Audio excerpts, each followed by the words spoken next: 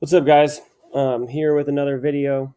Um, going to be a little bit different this time. I'm going to give a quick recap of my play from tonight, give a little bit of overall advice, and then give you my plays that I like for tomorrow, February 21st. Got a great slate of games tomorrow that I'll get into. First, I want to talk about um, game I had tonight was TCU. Um, they were -1 at home against Kansas. Did not come through for us. Was a close game. Had plenty of opportunities to win the game, but just unable to get it done. And that's how it goes sometimes, right? I'm 3-2 on my first 5 breakdowns, and 60% is still a good number. I was hoping to go 4-1, but even if I had gone 4-1, it wouldn't make any difference to my overall scheme or what I would come and tell you guys. Win or lose, my method's going to remain the same, right? And I've been doing this a long time. The key is um, consistency, right? And there's 3 really important things. Anybody who tells you that they're picking 70-80% winners, you see these guys all over Twitter trying to get followers, trying to get people to buy their packages. Um, and I understand trying to make money and trying to gain a following, but it's just not true. It's not feasible to pick 70-80% winners in this space. um, Games are just too volatile. The best people in the world do it right around 60%. I think at times, if you can be really selective, you can definitely hit higher than that at certain sports. But if you're doing this in a number of sports and you're doing this for a living, it's an investment. It's a long-term investment. This is a long-run thing. And there's, like I said, there's 3 really important things that I'm going to break down and talk about real quick. And there's more than just that, but um, I'm going to talk about 3. And the first one is money management. And to me, this is the most important thing, right? You have to be consistent with your money management, and it's hard to listen to a video or listen to someone to tell you that. But the best way to learn that is to experience it, right? Which I have. As you experience losing, which everybody will in sports betting, even the best bettors in the world go on losing streaks, and have losing weeks, losing months, even losing years. Um, and when you do that, how you respond betting wise and bet size wise is really important, because it's very easy to get a deficit in your balance, or if you're doing online such as Bovada or an offshore site, to start with a certain amount or get up to a certain amount and then watch it decrease. It's really difficult as a human being to not want to get that money back, and that's where a lot of people make their mistake. You can be the best sports bettor in the world and pick 70% winners, but if you have no money management, it's really difficult to be profitable in the long run. So you got to stick to um, whatever your bet sizing is, whether that's you're going to have a set unit and you're going to place a certain amount of units, and that's going to be the set amount regardless. Or if you're going to increase or decrease the size of your bets at a certain percentage based on your bankroll, that's fine too. Whatever method you use is great as long as you stick to it. If you go on a 3-game losing streak and you get down a certain amount and then you try to make it all back in 1 or 2 plays, it's going to end up bad for you in the long run, because you're turning it into a short run in play, and those are very volatile. They can go either way. Um, if you stick to your method in the long run and you have a method that works, or you follow somebody's picks and you know that they're good, just stick to a money management system. It's really important. The second thing is beating the market. If you look at the game tonight, right, TCU was a 1-point favorite when it opened. And I said this on the video, that I thought it was really important to get that number as early as possible and get it at that 1. Um, the reason being is I thought it was going to close closer to 2.5. It actually closed 3 in a lot of spots. And if you look at that game, it came down to the last couple of possessions. And you think about it, if you have that line at 1, TCU had the ball down by 1. I'm sorry, down by 3. 3 different possessions in the final minute, and if they score on those possessions, Kansas no doubt runs the clock down as low as they can. TCU maybe has a shot to win by 1, maybe they go up one and get fouled. Now you're relying on 2 free throws. And if you're at one, win the game right there. And at worst, you push. If they win by one, um, anything else, you're going to win the bet. If you got them at three late in the day, now all of a sudden, those last possessions, not only do you just need a three to go in or get the game tied, you're going to need free throws late just to have a shot at a push, or you're going to need to go to overtime. And that 2 points of value really, really could have come into play. And it may not matter every night, but it's going to matter some nights. And if you consistently get the bad end of the number, it's going to be difficult to be successful in the long run, right? So, had a 1 unit on the game tonight and beat the market by 2 points. I'm happy with both those things, win or lose. I'm going to move on to the next day. And the last thing is taking the right side, right? It's really easy, especially kind of like goes with money management. If you get down to take the team that's better, right? Tonight, that would have been Kansas, right? Kansas is the number 3 team in the country. A lot of the public likely was on them. See that the number 3 team in the country is an underdog.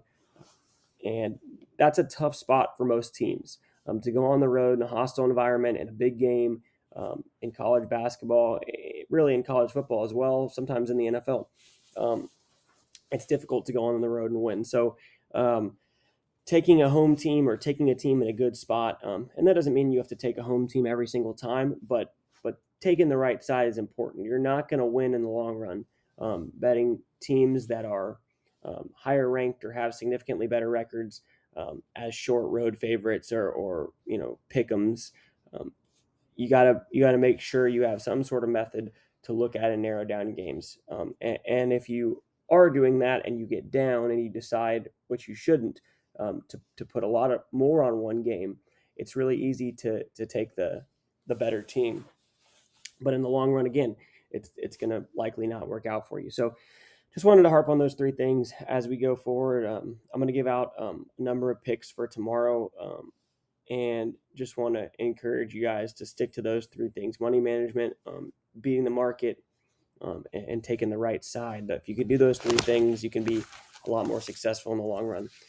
Okay, so I wasn't sure if I was going to have enough time tomorrow to break down all these games or even a couple of them. I hopefully will get at least a few done. Takes a while to break those games down as in depth as I do. So I want to give out a couple of plays, more than a couple, because I actually really like the slate tomorrow. And that's the other thing. Some days I may have one place and some days I might have 0. But if there's a slate, a day where the slate looks really good and a lot of the numbers are right, and it's good spots, then you don't want to pass on games just to not have that much volume. You got to take what's there. And so I'm going to actually go through these games. I'll put them up on the screen real quick here. And these are all ones, like I said, I already have. I'm never going to give you guys anything that I don't have a vested interest in myself. So I've already got all these in right now for the same amount. And I'll tell you the ones that I kind of like a little bit better as we go forward. So I'm going to give you a quick breakdown of these picks. There's 6 total. Again, just happened to be that this was a slate that I liked a lot of these numbers and I liked a lot of these teams in these spots. So, that along with I would like to beat the number in a lot of these spots. I think the majority of these lines, if not all of them, are going to close at a worse number. And that'll give me maybe even a middle opportunity in some of them, depending on how high it goes. If Kansas today had gotten up to a 4-point underdog, which would have been a massive move, and I had a 3-point middle, I very likely would have come back on the Jayhawks there. It just depends on how big that number gets and how big the gap gets. But real quick, I'll break down this top one first. Richmond, the Spiders are a pick'em. They're playing a home game, a place in which they have only lost a couple times in conference. They're playing St. Louis, who is one of the better teams in the conference. Richmond is kind of towards the bottom. When you look at it, like I said, not only are they a good home team, their only losses at home in conference came to VCU and St. Bonaventure. Those are the only 2 losses they've got at home. VCU is the number 1 team in the conference. And the Bonnies just aren't a great matchup for Richmond. They lost the game at the Bonnies and at home. And so when you look at Richmond too, early in the year, they have a lot of losses by small margins. They played a lot of really good teams kind of close, right? They played Syracuse to 3 points on the road in the Carrier Dome early in the year, lost to Wichita State by 3 at home, played a really good College of Charleston team who I think is a NCAA tournament team, lost to them by 2 on the road, right? So this is a team that can definitely compete with some better teams and had a couple big wins in conference at home. And when you look at St. Louis on the road, um, they're not great. They're 4-5 in true road games this season. They have a couple of wins in conference against some of the worst teams um, in conference, and that's not to say that Richmond is a great team. But when you look at Richmond, one key thing to note here is that they tend to sell out their arena. 4 of the last 7 games have been sold out, despite their record of 13-14. Um, and the games that did not sell out were 80% capacity or above. So you're talking about close to 6,000 people in a 7,000 seat arena in those games that did not get sold out. I anticipate this one is going to be sold out. And I think that's going to be a big home court advantage. So I like the Spiders in this spot a lot. The number seems short. They very well could be a 2-point favorite here at home. A team that's a couple points away from being, having a significantly better record and some really good wins on their resume. And if that's the case, they're probably a 3 or 4 point favorite here. Okay, so I like the Spiders. That's the first one. Second one, I'm not going to go in order. I'm going to go in order by my notes here. Second one I like here is Michigan State. Michigan State is coming off a tough road loss, obviously an emotional game where they had a tragic shooting at Michigan State University where 3 young men and women lost their lives, multiple more injured, terrible tragedy, and they had a week off from playing. I actually was on Michigan against them last on Saturday. And watched the whole game. Michigan State led almost the entire way. Really, very easily could have won the game. It was a tight game. Izzo showed why he's still one of the best coaches in the country, and the Spartans just weren't able to pull it out. But their only losses in conference at home were the very first game all the way back January 4th. That was against Northwestern. And take that one away, their only other loss was to number 1 Purdue. Obviously, Purdue isn't number 1 anymore, but when Purdue was number 1 and playing some really good basketball, it was a 2-point loss at home.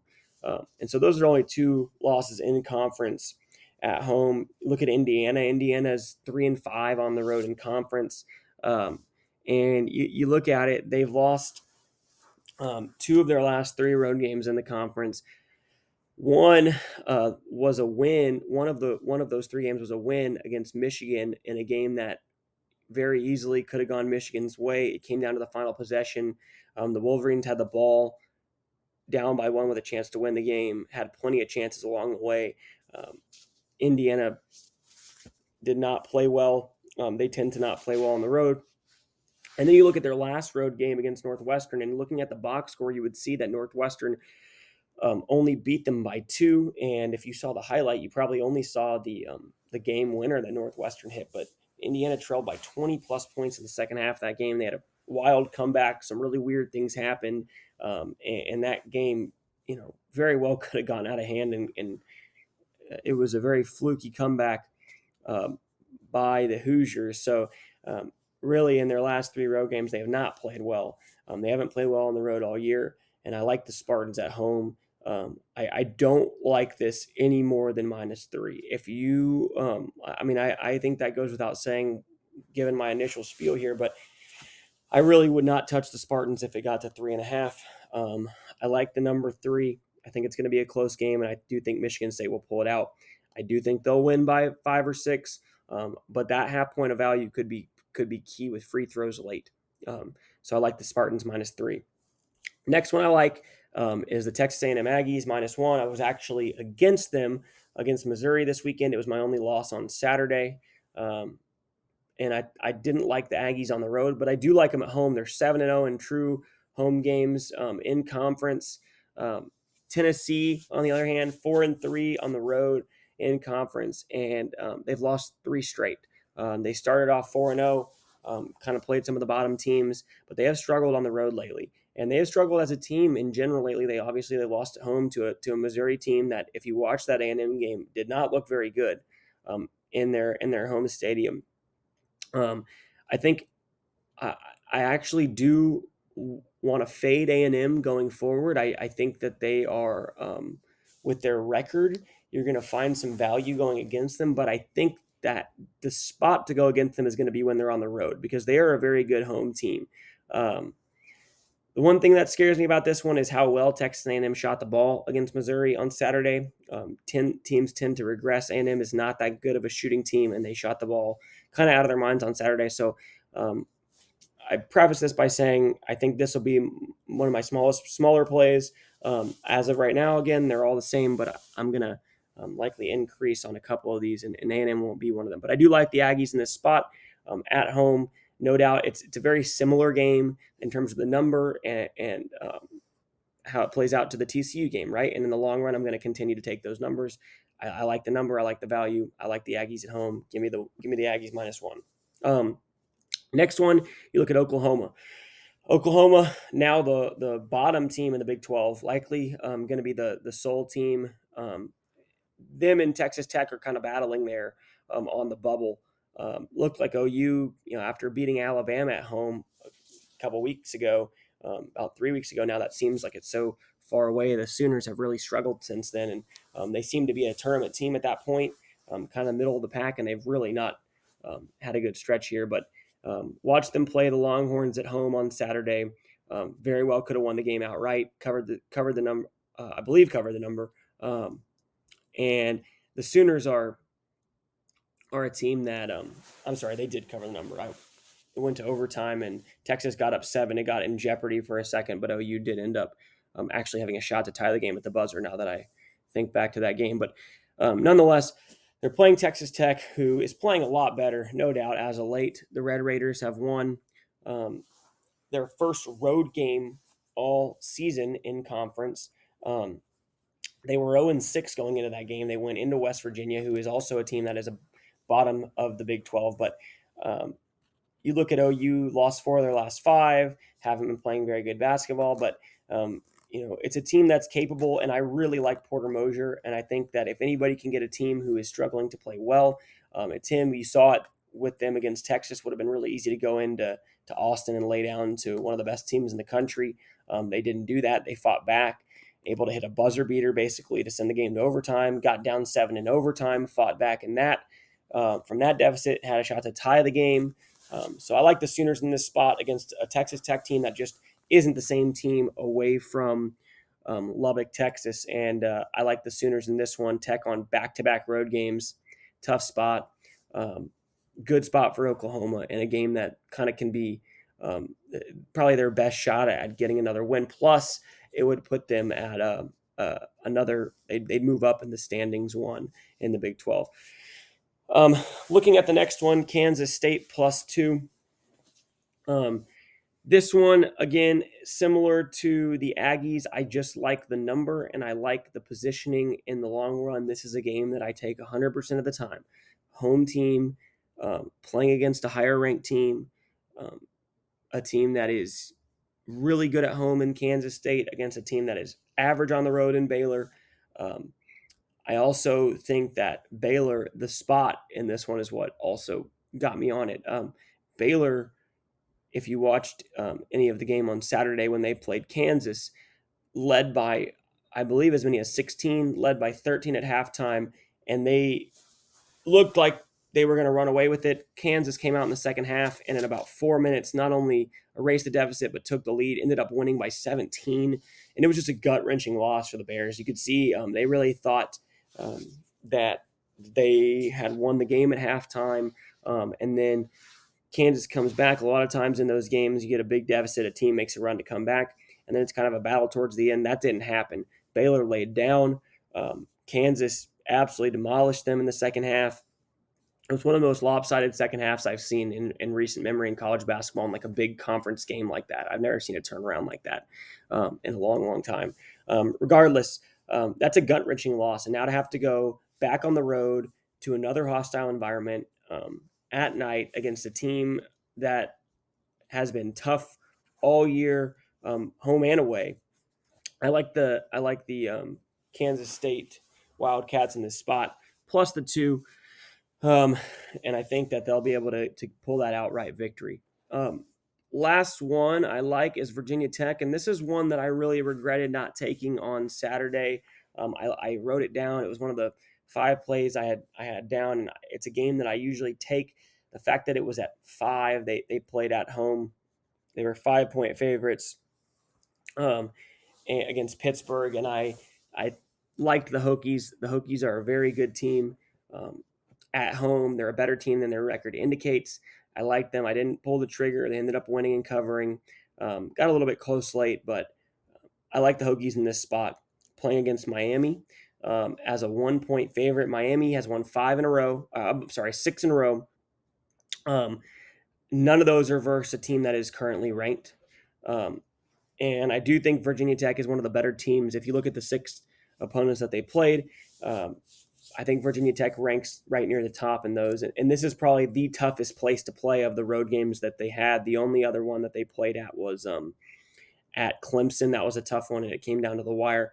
I like the Hokies in this one. Um, they're a better team than their record indicates. Miami has been a good team on the road this season, but um, 6 in a row. It's hard to keep that going. It's hard to be that consistent in college basketball when you go into hostile environments against teams that are good and that play well together at home. I like the coaching staff for Virginia Tech. They do a good job there. Jim Larinaga is a good coach for Miami as well, but I think there is a little bit of an advantage in strategy there. So those are my picks for tomorrow. It's a lot. Again, I have an equal amount on all of these right now. I would say if I had to pick the 2 that I'm the least confident in, that I will not be putting any more investment on, it would be Kansas State and A&M. I think it might be good to play them all the same. As of right now, that's what I've got down. I think I'm considering adding half of a unit to all of the plays except for A&M and Kansas State. But that said, I really like all these plays. I think they're all numbers that are good. Again, I'm going to say one more time. If you get these plays, try to get them at the numbers that I played them at. Getting the best of the number and beating the market is really important. If you watch this video late in the day, around 4 p.m. Central Time, and you see that number, and Michigan State's a 4-point favorite, and Virginia Tech's a 2.5-point favorite, and A&M's a 2.5-point favorite, and Kansas State's a pick 'em.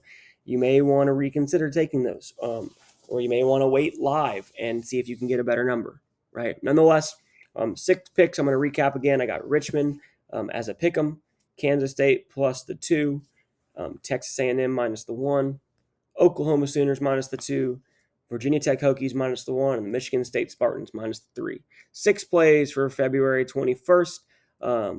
And I hope I can get you guys to the window with those 6. Will